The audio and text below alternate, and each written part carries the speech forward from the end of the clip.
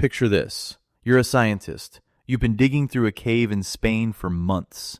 Dirt, rocks, more dirt, the occasional pottery shard that makes your professor embarrassingly emotional. And then, out of nowhere, you pull out a sealed tube carved from antler bone. Inside, human hair. You run it through a modern lab, and what comes back stops you cold. Multiple, powerful, psychedelic compounds, preserved right there. You just found proof that Bronze Age humans were getting absolutely obliterated at their own funeral ceremonies. And here's the thing, that's not even close to where this story starts. Because humanity's relationship with mind-altering substances doesn't go back 3,000 years. It doesn't go back 6,000. Some researchers think it stretches so far back that it's literally woven into what we are as a species. And there's one theory, wild, borderline crazy, that mainstream scientists won't touch. But a growing number of serious researchers, they're quietly starting to wonder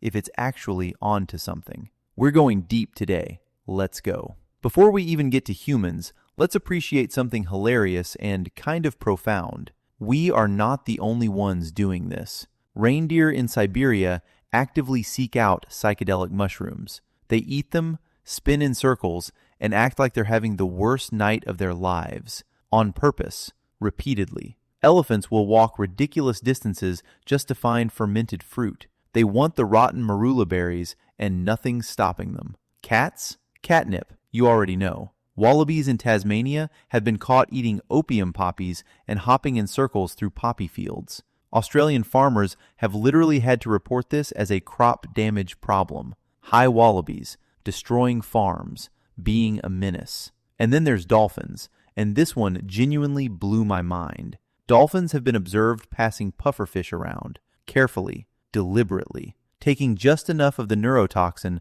to zone out. They float at the surface, mouths open, staring at nothing, like teenagers at a music festival. These are some of the smartest animals on Earth, and they found the drug fish. Researcher Ronald Siegel spent his career studying this across dozens of species. His conclusion? The drive to seek intoxication might be a fourth basic drive in animals, right alongside hunger, thirst, and reproduction. Not an accident, a drive. So when ancient humans found psychoactive plants, they weren't doing something weird. They were following a biological instinct older than our species. Honest answer? We don't fully know. And the reason is fascinating. Most drugs leave almost zero trace. The plant rots. The smoke disappears. The person is dust. The only way we find evidence is sheer luck. Residue sealed in a container. Pollen preserved in sediment. Traces in hair kept somewhere cold and dry for thousands of years. Everything we found is almost certainly the tip of a very old iceberg.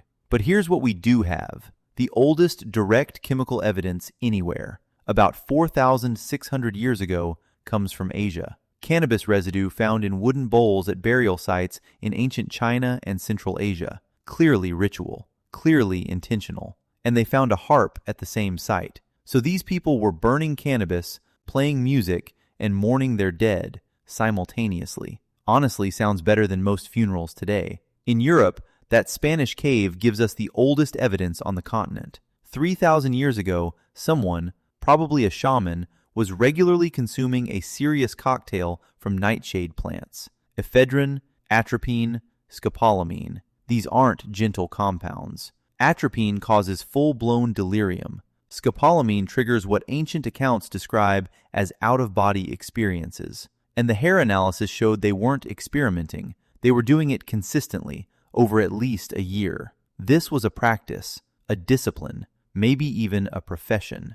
In the Americas, peyote cactus buttons have been dated to around 4000 BC. That's 6,000 years ago. Mushroom carvings across Mexico suggest psilocybin was established there at least 2,500 years back, probably much earlier. In South America, there's evidence for ayahuasca, a brew made from two separate plants that somehow have to be combined to work, appearing in ritual bundles over 1,000 years old. And here's the part that nobody has a clean answer for. Someone in the middle of the Amazon figured out that you need a specific vine and a specific leaf prepared in a specific way to unlock this experience. Indigenous traditions say the plants themselves showed them. Scientists say that's not a real explanation, but nobody has a better one. Here's what genuinely stops people when they sit with it. Almost every piece of ancient drug evidence we have isn't recreational, it's religious. The cannabis at the Chinese burial site, the peyote used exclusively in sacred ceremony, the nightshade cocktail consumed by a ritual specialist, psychedelic mushrooms depicted alongside gods in Mesoamerica, across cultures that never met, never shared a language, never traded a single idea. The pattern is almost impossibly consistent. Take a substance, enter an altered state, and in that state, believe you're crossing a threshold, communicating with ancestors, receiving messages from beyond, seeing something your ordinary mind can't reach. You can be a strict rationalist and say these were neurologically induced hallucinations that people interpreted as spiritual experiences. Fair, that's a defensible position. But here's the uncomfortable question. How did completely separate civilizations on different continents independently arrive at the exact same ritual framework? Why not fasting, pain, music, dancing? All of those were used too, but the plant element keeps showing up everywhere, independently, every time. Some anthropologists now think psychedelics might be the literal origin point of religion, not metaphorically, literally. The idea that there's something beyond ordinary reality, ancestors, spirits, gods, and afterlife, might have first crystallized in human culture through a psychedelic experience. When a Paleolithic shaman consumed a mushroom and encountered something that felt more real than reality, and then came back and tried to describe it to their community, that might have been the first time a human being said with genuine conviction, there is another world. Make of that what you will. Okay, we can't talk about all this without talking about alcohol. Chemical evidence from a site in China called Jiahu shows humans were brewing a fermented mixture of rice, honey, and fruit 9,000 years ago. Before writing, before widespread agriculture, before cities, humans were fermenting beverages before they'd invented most of what we call civilization. The oldest known brewery, found in a cave in Israel, pushes it even further. 13,000 years ago, nomadic hunter-gatherers, no permanent homes, but they were absolutely brewing fermented grain drinks. Which leads to one of archaeology's most heated debates, the beer before bread hypothesis. The idea that humans didn't start farming primarily to make food. They did it, at least in significant part, to make beer. That the world's first farmers were motivated by wanting a reliable, sustainable supply of fermented grain. Most archaeologists think that's an overstatement. You need bread to survive. Beer is technically optional. But the debate itself tells you something important. The production of intoxicants wasn't separate from the development of civilization. It was built into it. It drove agriculture, trade networks, social rituals. You cannot tell the story of human civilization without talking about the drugs, because they've been advancing together since before anyone was keeping records. And now, the one mainstream science won't touch. The stoned ape hypothesis, proposed by ethnobotanist Terence McKenna in 1992. Here's the short version. Around 2 million years ago, our hominid ancestors were following herds of large grazing animals across the African savanna. Where there are grazing animals, there's dung. And growing in that dung, psilocybin mushrooms. McKenna proposed that early humans started eating these mushrooms while foraging, and that repeated exposure to psilocybin over generations accelerated brain development,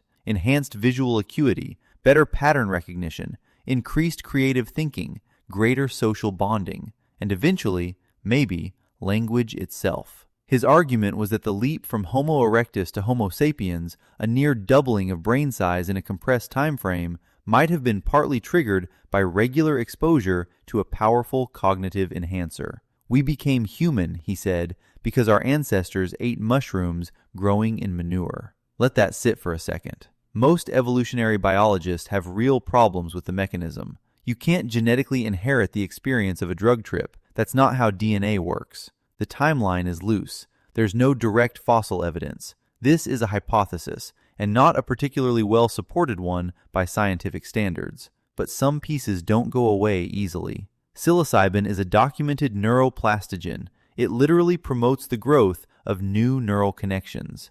Modern neuroscience has confirmed this in controlled lab settings. Mycologist Paul Stamets, one of the most respected fungi researchers alive, has said publicly he finds the core idea compelling, even if not in the exact form McKenna described it. Is the stoned ape hypothesis correct? Probably not the way McKenna laid it out, but does it point at something real? The idea that psychoactive plants played a meaningful role in shaping human consciousness, culture, maybe even our biology? That question doesn't have a clean answer yet, and honestly, that's what makes it worth asking.